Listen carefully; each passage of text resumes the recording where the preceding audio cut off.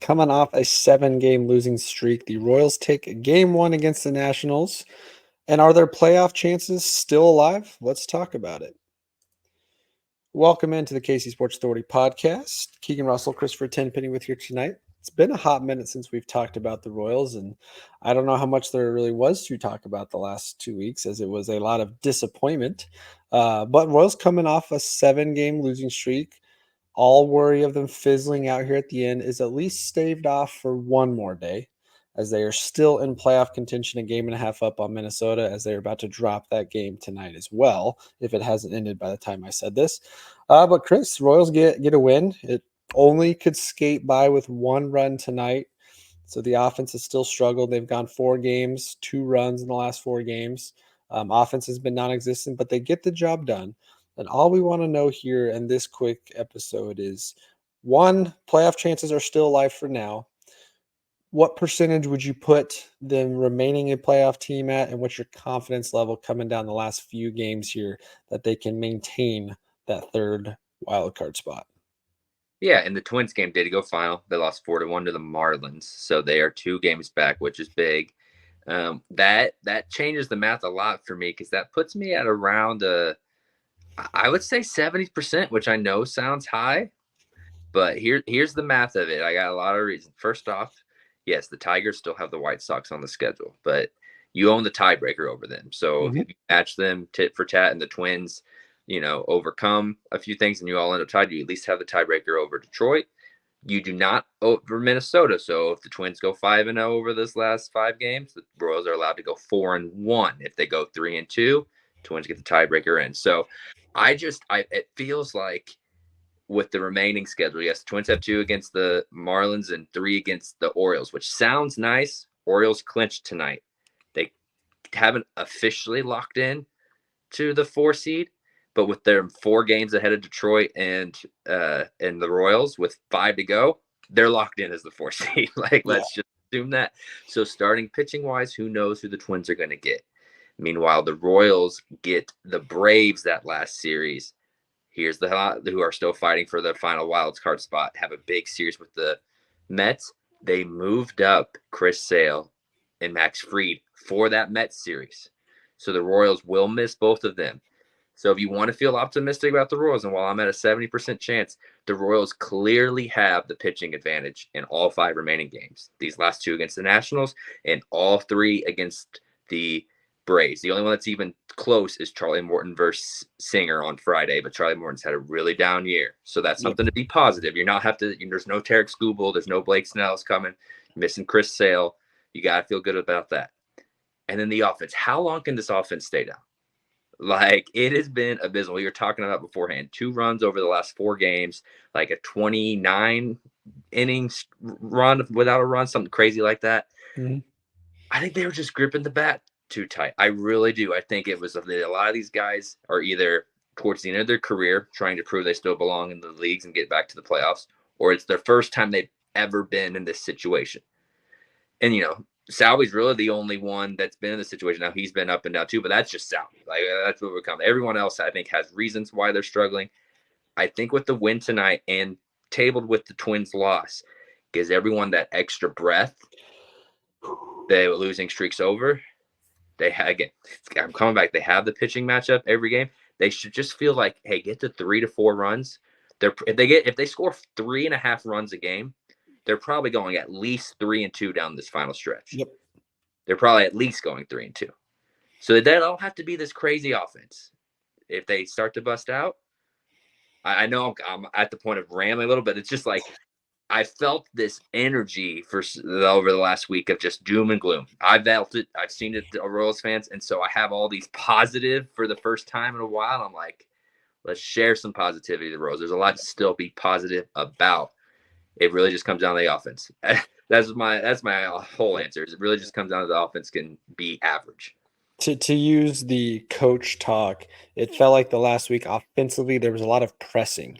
Mm-hmm. Yes, guys were sprinkling hits here and there, but we weren't moving runners over. We weren't hitting with runners in scoring position. The offense was basically a dud, and it just felt like every guy going to the plate was trying to make up for it with one swing of the bat. And we know how often that works. We're not that type of lineup. We're not the Yankees or heck even the Phillies this year or the Braves from last year that one swing of the bat changed the whole game. That's just not who we are. Offense tonight gets 8 hits, still incredibly struggled to put forth a run, have to go in the extra innings to get that run. But Royals get it done. They shake off the frustration. I love Matty Q pregame talking with Ryan Lefevre basically said, hey, it comes down to one game at a time, one day at a time, one inning, one pitch at a time. We focus on that. The rest of it will take care of itself. So, percentage wise, yes, I'm glad that you brought up the way this series is going to shake out the rest of the week. You were playing one of the 5, 6 worst teams in baseball. So, this is a series you should win at least 2 out of 3, if not sweep. But the fact that all the other teams around you have a little bit more pressure, I think, again, I think, like you said, that all the other teams around them have more pressure to win. The Royals just need to take care of business. The Braves are going to go all in these last couple days with the Mets to get over the hump. So yes, you kind of luck out there. So they're in a good spot now. Even though I think their playoff chance percentage is still high, I would say my confidence level is still shaky. Even if this team does make the playoffs, yes, feel great about starting pitching. Honestly, feel pretty good about Alec Marsh going to the bullpen, and curious to see how that kind of goes and who moves into what spot with MacArthur being out for the rest of the year and knowing that Hunter Harvey's not back.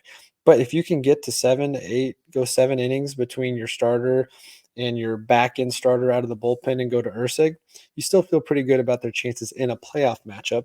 Now, we'll break down potential playoff matchups once we know for sure if the Royals are locked into it. But you get rid of the 7 game losing streak, you win one game. Tomorrow's a new day. You have an opportunity to almost lock up the wild card, in my opinion, with one more win minimum. Obviously, they got to win a couple more. But if you win tomorrow night and Minnesota drops again, you feel pretty good that the last 4 games, there's not that much pressure. Maybe they just have to get one more after that. So take it day by day. But yes, my concern down the stretch here is we got to see the offense put up some runs. It can't be 7 to 9 hits, 1 to 2 runs.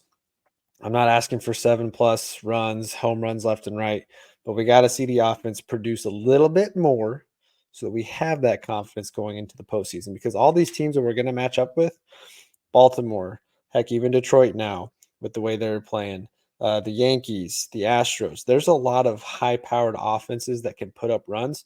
And even though, like we've all said, the Royals probably have the best rotation going into the playoffs still, you got to be able to score runs. So even if you're holding the other team to 2 runs, as we've seen the last couple nights, Royals are still coming out losers. So they got to figure out how to produce some runs, shorten the game up, as a lot of coaches like to say. Just do the simple things. Hit the pitches you should, lay off the pitches you shouldn't, move guys over, play smart baseball, make the right kind of game-winning plays. Nobody needs to go out and play hero ball. Everybody just play their role. Take this day by day, and hopefully here in 4 days, we're sitting here talking about the Royals going back to the playoffs for the first time in nearly 10 years.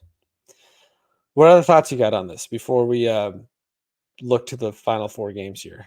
I think that the coaching staff needs to take a deep breath. I think that they may be more panicked than the players.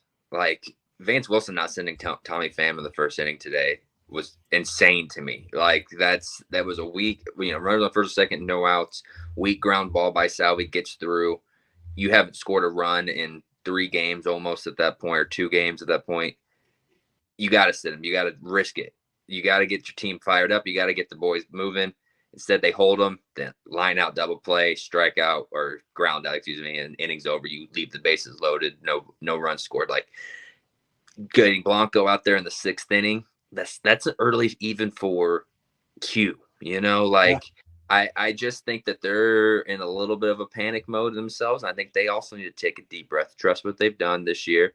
Sure, we hate the Garrett Hampson and the Adam Frazier's and all those guys that continue to get playing time, but if they continue to stand by that, I'll be more okay. I'll still be frustrated, but I'll be way more okay with doing what they've done to this point than changing things up completely, not being aggressive, sending runners, using pinch runner and Blanco in the 6th. That's just insane. Like he's your 8th, 9th inning guy. Like they went into extra innings. What if that would have been Salvi at Mm-hmm. first? Hampson's already out of the game. Blanco's out of the game.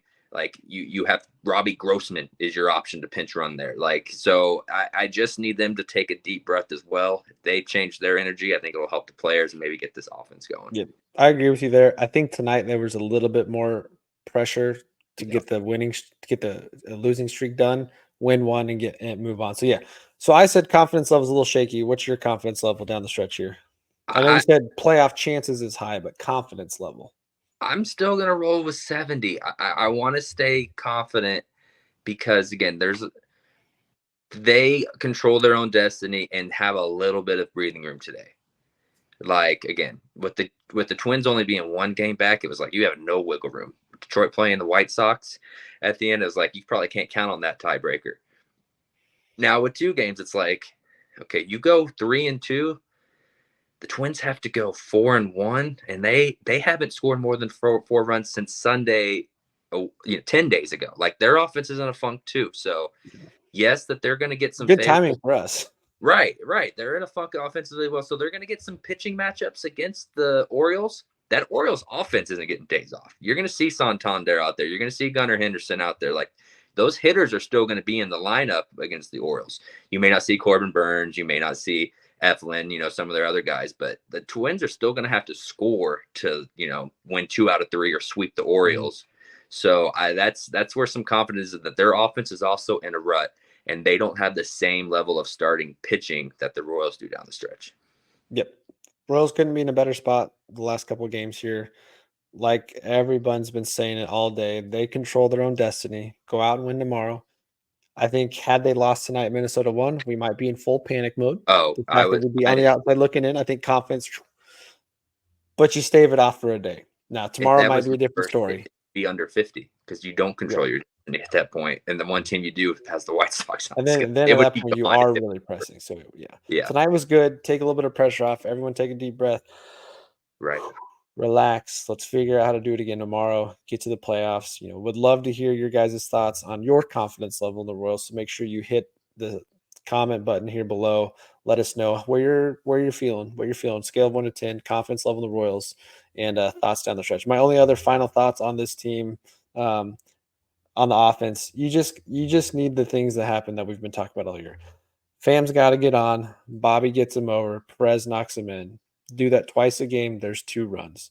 And then 1 or 2 of the guys in the bottom half of the order make something happen, get on base to get those guys at the top. The Royals can clearly manufacture offense if they need to. They've got the right pieces. It just sucks that you've got about 6 guys right now all going through a cold streak at the same time.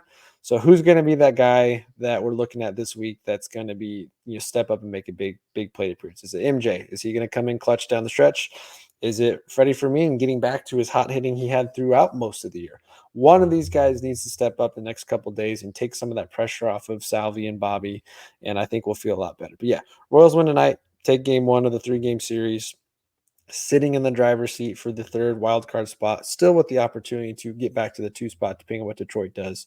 Feeling good about it. We'll obviously check in here in a couple days because things could change dramatically. That's the fun part about baseball, is this is a day-by-day type of game. Everything could change again tomorrow night, 24 hours from now. So want to hop on here real quick, just get a few thoughts off because we hadn't had a chance to talk the Royals in the last couple of weeks, but they win one tonight, at it again tomorrow, and hopefully here in 2 or 3 days they've locked into the playoff spot, and all of our minds can shift to prepping for that wild card series next week. So again, let us know your thoughts below. You can hit us up on any of our social medias as well: Twitter, Facebook, Instagram, and TikTok at KCSA Pod. I'll probably be tweeting a little bit more about the Royals the next couple of days to kind of get your guys' thoughts as the fan base. And again, if you're checking us out over here on YouTube, make sure you hit that like and subscribe button. On our way to 1,000 subscribers, flirting still around 900, just under. So we'd love to pick up a few extra followers here as we get into playoff baseball. Chris and I will have a fun episode, assuming Royals make the playoffs. We will have a fun episode going into next week, breaking down wild card series playoff chances, and we'll probably get Greg on here with us to do a little game day gambles to talk about some of the betting odds there. But yeah, looking forward to that. Of course, if things go sour the next couple of days, then we'll have a season recap episode next week. But hopefully all things are positive, and next week, the next time we talk Royals, we're talking playoff baseball, baby. Yes, sir. Well, that'll do it on this one. Thank you guys as always, and we'll catch you in the next episode.